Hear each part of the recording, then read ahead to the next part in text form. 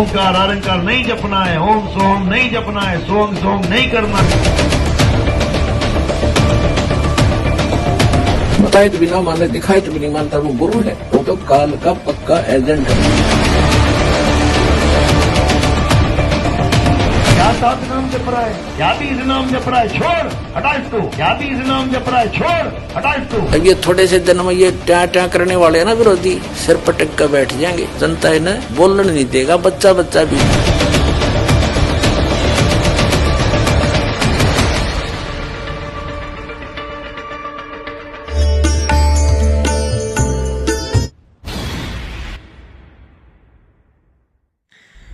नमस्कार दर्शकों, तो स्वागत है आप सभी का हमारा फिर से एक नई वीडियो में। तो दर्शकों, आप सभी के लिए लेकर आए हैं फिर से आध्यात्मिक ज्ञान चर्चा दो संतों के बीच में। तो एक तरफ है संत रामपाल जी महाराज और दूसरी तरफ है बाबा रामदेव जी। तो दर्शकों, आज का वीडियो बहुत जबरदस्त होने वाला है, क्योंकि आज जानेंगे गायत्री मंत्र के लेकर कुछ बातें। तो बने रहे हमारे वीडियो के अंत तक। जो भी भाई हमारे वीडियो पर नए हैं तो फटाफट लाइक, सब्सक्राइब और बेल आइकन को दबा दीजिए, ताकि मिल सके हमारे वीडियो सबसे पहले। तो चलिए शुरू करते हैं आज के आध्यात्मिक ज्ञान चर्चा, और पहले जान लेते हैं बाबा रामदेव जी के विचार।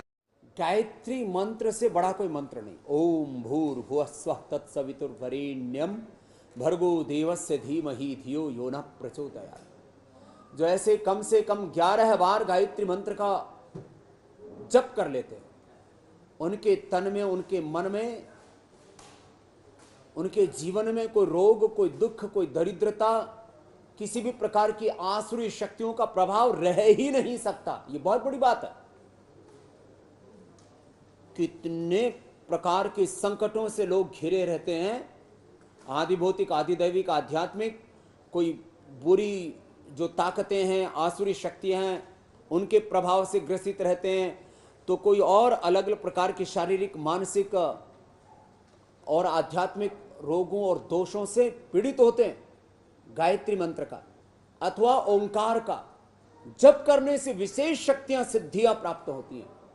उपचार से लेकर के आत्म साक्षात्कार तक, माने सेल्फ हीलिंग से लेकर के सेल्फ रियलाइजेशन तक बहुत बड़ी भूमिका है। तो अभी आप सुने बाबा रामदेव जी के विचार। तो चलिए अब देख लेते हैं शास्त्रों से प्रमाण सहित जगत गुरु तत्वदर्शी संत रामपाल जी महाराज के विचार।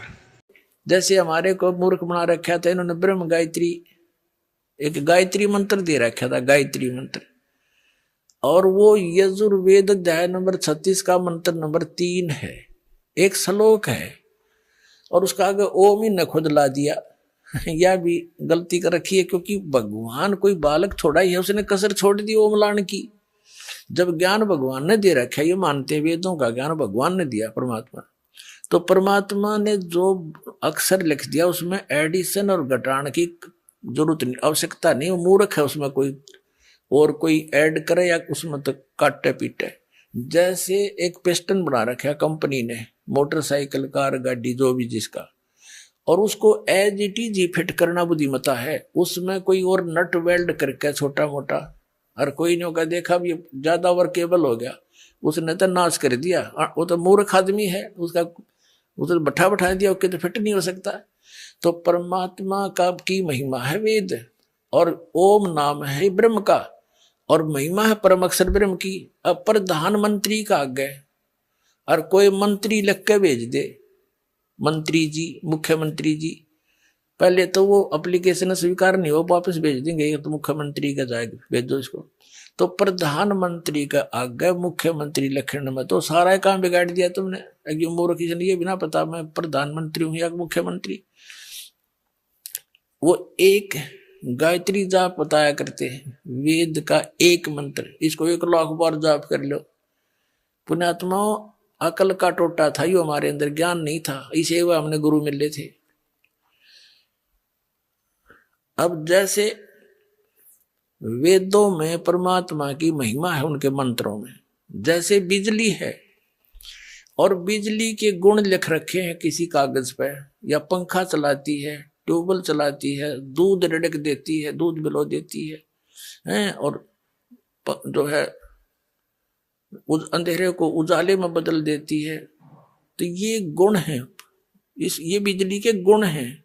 और उसकी कोई चौपाई बना ले, उसका कोई दोहा बना ले या कविता बना ले उसकी, और उसने गाए जा, कि 1,00,000 बार पढ़ लो इसने, पर तू पंखा चलाती है, तू दूध भी रड़क देती है, नीचे से जल निकाल देती है, अंधेरे को उजाले में बदल देती है, मंड्या रहे 1,00,000 बार पढ़ ले और कनेक्शन लेवा नहीं। वो तो ज्ञान कराता है, वो गुणों की जो बुक है कि बिजली में ये गुण है और वो गुण प्राप्त होंगे तो उस समय जब आप कनेक्शन ले लोगे। अब कनेक्शन लेने के बाद वो गुण तो याद रखने पड़ेंगे कि ये पंखा इस बटन से चलेगा और मोटर इससे चलेगा और एसी इससे चलेगा और भाई कूलर इससे चलेगा। वो गुण तो याद रखने पड़ेंगे, लेकिन कनेक्शन बिना लाभ मिले को नहीं। तो पुण्यात्माओं, जो गायत्री मंत्र है यू तो एक मंत्र है, एक श्लोक है, इसमें तो 18,000 के आसपास मंत्र है 3-4 वेदों के। तो वो एक के पढ़ने से क्या होगा, वो तो ज्ञान तो हुआ भगवान का, लेकिन वो लाभ मिलेंगे इस दास के पास है वो कनेक्शन। ये लाइन मैन है उस परमात्मा का, यो देगा अपना वो कनेक्शन।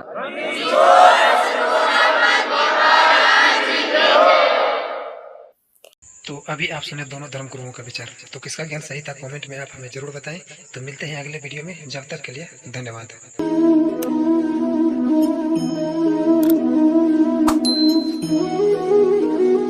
सुन ले, कुछ काम कर दे।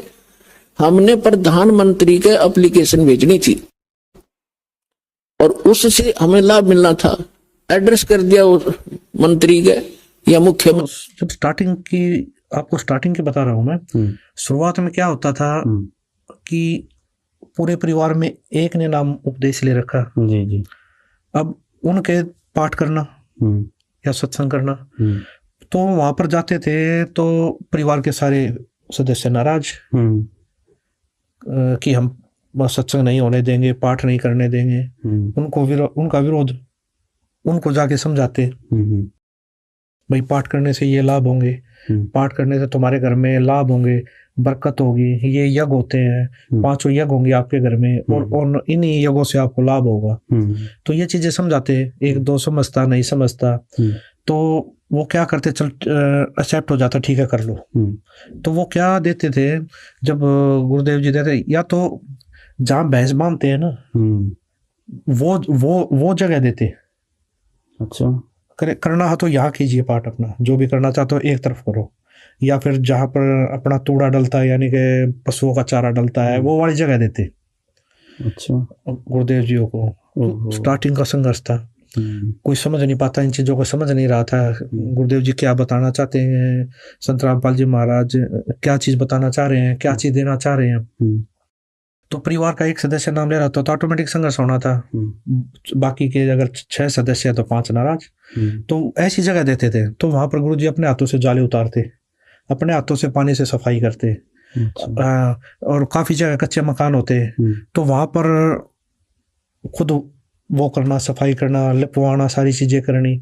और वहां पर दरबार साहब सजाना, तखत लेके आए किसी पड़ोसी का मांग कर, है उसके ऊपर मंजी साहब लगाना, उसके ऊपर रुमाले ढकना, उसके ऊपर दरबार साहब सजाना, है पूरा गुरुजी अपने हाथों से करते थे।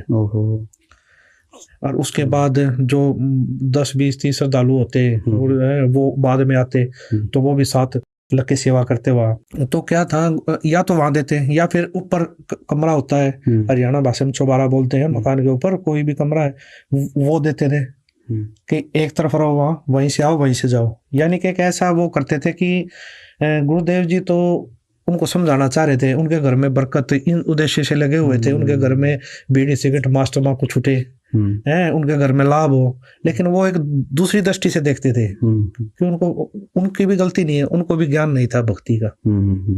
उन्होंने ये चीजें देखी ही नहीं, कभी समाज ने ये चीजें देखी ही नहीं कि घर में भी इतने लाभ होते हैं, बीड़ी सिगरेट मांस तंबाकू सारी चीजें छूटती है इस ज्ञान से, गुरुजियों के सत्संग के, गुरुजियों के ज्ञान के आधार से। तो क्या हुआ, तो गुरुदेव जी सत्संग करते, फिर सत्संग करते ना समझाते, तो पारिवारिक सदस्य यहाँ नहीं दूर बैठ के देखते। अच्छा, कोई दूर से बैठा बैठा बीड़ी पी रहा है, ओक्का पी रहा, देखता क्या मतलब महाराज जी आए क्या कह रहे हैं, ऐसा क्या बता रहे हैं। तो गुरुजी सत्संग करते तो पहले दिन सत्संग करते, पहले वाली रात को जैसे दूर बैठ के सुन रहे हैं, कि लाउड स्पीकर लगा देते, तो बैठे बैठे दूर सुनते, कोई आदमी पड़ोसी भाई बात तो बढ़िया बता रहा है, गुरु जी को बोलते बात तो अच्छी बता रहे हैं महाराज जी। तो अगला दिन क्या करते, अगला दिन सत्संग होता ना, 10-20 आदमी जुड़ते वहां के बैठ जाते सत्संग में। अच्छा। तो वो सुनते, उनमें से फिर 2-3 नाम भी ले लेते, उनको समझ में आ जाता। तो इसी प्रकार संख्या थोड़ी थोड़ी थोड़ी थोड़ी बढ़ती क्यों, फिर उस घर में लाभ देखते, फिर उनके घर की बरकत देखते भी। बीड़ी सिगरेट छोड़ दिया सभी बच्चों ने, दारू पीनी छोड़ दी परिवार के सदस्यों ने। उसके बाद घर में इनको इतना लाभ हो रहा है, इतने जो घर में जो बीमारियां थी वो सब ठीक हो गई। किसी प्रकार की कोई कैंसर की बीमारी है या कोई भी भयंकर से भयंकर बीमारी, वो सारी ठीक हो रही है। तो ये लाभ देखकर जगत के लोग बहुत जुड़ने लगे कि भाई महाराज जी आए थे, सत्संग किया और आते हैं ये, इन्होंने संत रामपाल जी महाराज से नाम दीक्षा ले रखी है। तो जगत के जो लोग थे वो बहुत ज्यादा जुड़ने लगे, वो भी पाठ करवाने लगे आहिस्ता आहिस्ता आहिस्ता। तो ये चीजें काफी मतलब ये चीजें चली स्टार्टिंग में। तो ये चीजें चलने के बाद गुरु जी के फिर हजारों में संख्या हुई, भक्तों के नाम दीक्षा ले, फिर लाखों में संख्या होगी, आज करोड़ों में संख्या है गुरु जी। बिल्कुल। इसके बीच में एक बात और बताना चाहूंगा, जब गुरु जी शुरू में स्टार्टिंग का संघर्ष करते थे उस समय पे हमने देखा है, तो गुरु जी सत्संग कर रहे, गाँव में शरारती तत्व होते हैं, वो क्या करते हैं, गुरु जी सत्संग कर रहे हैं, बाहर बैठे भाई आंगन में बाहर, तो क्या करते हैं, शरारती तत्व ऊपर से पत्थर फेंकते। अच्छा। शरारती तत्व पत्थर फेंकते, वो डिस्टर्ब करते ज्यादा से ज्यादा। तो वो बताते हैं जो श्रद्धालु बैठे जी ऐसे ऐसे, तो गुरु जी तब भी यही बोलते थे, बोले बेटा पहले तुम भी ऐसे थे।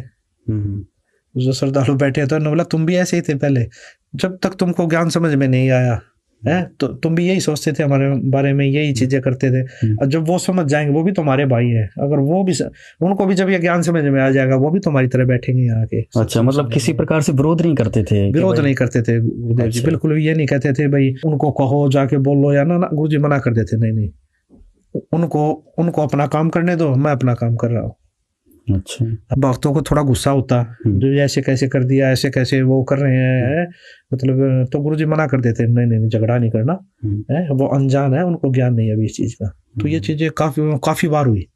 और ये एक चीज और देखने को मिली, ये एक जगह नहीं कई जगह हो जाती थी। तो उसके बाद वही जो पत्थर फेंकते थे, पता नहीं होता, पत्थर फेंक के भागे।